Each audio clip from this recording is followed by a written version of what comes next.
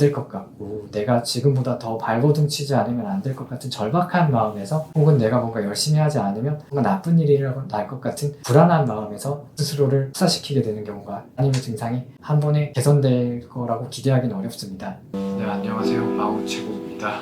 마음우체국에서는 여러분의 사연에 도움을 주기 위해서 상담을 진행하고 있습니다. 오늘은 직장생활 적응이 힘들다는 사연이 와서 사연에 대해서 한번 이야기해 보겠습니다. 저희 딸이 사회초년생으로 직장생활을 시작했는데 너무 힘들어하고 있어요. 성격이 원래 내성적이고 불안하고 초조함, 걱정을 항상 달고 다니는 편이었습니다. 업무량이 너무 많고 차근차근 가르쳐주는 멘토가 없어 완벽주의 성격 때문에 더 괴로워하고 있어요. 잠도 제대로 못 자고 먹는 것도 편하게 할 수 없을 만큼 일에 치여 있습니다. 하는 경쟁에서 이겨 이 자리까지 왔는데 사표를 내고 다시 공부할까 고민도 많이 하더라고요. 아이 성격이 문제도 있지만 이 직업이 적성에 안 맞는지 분간이 안 되네요. 다시 공부하려면 힘들 것이고 우울감에 빠질 건데 이러지도 저러지도 못하고 너무 힘듭니다. 정신과에서 일단 신경안정제를 어제 처방받았다고 하는데 이럴 땐 어떡하죠? 조언 부탁드립니다. 따님의 사연은 일단 회사에서 과도한 업무로 스트레스 받고 있는 상황은 맞는 것 같습니다. 원론적으로 회사에서 어떤 스트레스를 받고 있을 때는 내가 하고 있는 일이 지나치게 많은 상황이거나 내가 일을 하고 있는데 집에 와서도 계속 일에 치여가지고 쉬는 시간이랑 일하는 시간 구분이 잘 안 될 때, 한마디로 워라밸 균형이 많이 깨져 있을 때 여러 가지 스트레스 상황들이 생길 수밖에 없습니다. 회사에서 내가 해야 될 만큼의 일을 맡아서 하고 내 범위를 벗어나는 부분에 대해서는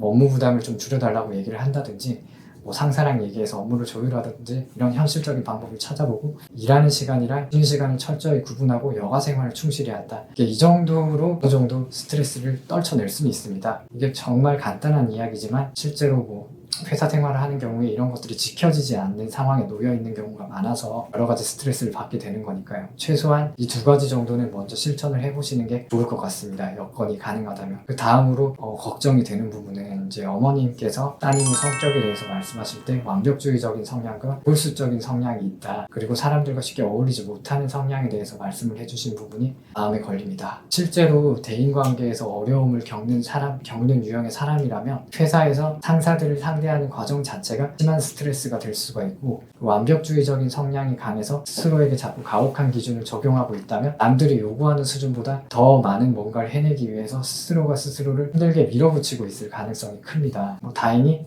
이제 이 부분에 대해서 이제 정신과를 방문해서 치료를 시작했다고 하니까 이런 성향과 관련된 부분이 문제가 있다면 쉽게 개선되기는 어려울 수 있습니다. 단기간에 좋아질 문제가 아니고 서서히 좋아질 수 있는 문제고, 어느 정도 약물 치료 같은 게 필요한 부분이 있기 때문에 당장 어머니가 어떤 걱정을 해서 어떤 얘기를 해주는 것만으로 따님의 증상이 한 번에 개선될 거라고 기대하기는 어렵습니다. 그나마 다행인 건 정신과를 방문해서 어떤 치료를 시작했다는 점이 다행일 수는 있겠네요. 스스로에게 가혹한 기준, 어떤 완벽주의적인 성향이 있어가지고 내 업무에 있어서 남들은 10시간 동안 해낼 수 있는 일을 나는 14시간, 15시간 동안 해내야 직성에 풀리는 성향의 사람이라면 분명히 이런 것들을 집에 와서도 고민을 해야 될 거고, 집에 와서 쉬는 동안에도 일에 대해서 고민을 할 수밖에 없기 때문에 충분히 충전하고 다시 회사로 가는 게 아니라 뭔가 지속적으로 회사 일에 시달린다는 느낌을 받을 수밖에 없으니까 사연에 나와 있는 것처럼 절망적인 이야기를 하거나 부정적인 모습을 보일 수밖에 없을 것 같습니다. 이런 경우에는 내가 이렇게 하지 않으면 안 될 것 같고, 내가 지금보다 더 발버둥 치지 않으면 안 될 것 같은 절박한 마음에서, 혹은 내가 뭔가 열심히 하지 않으면 뭔가 나쁜 일이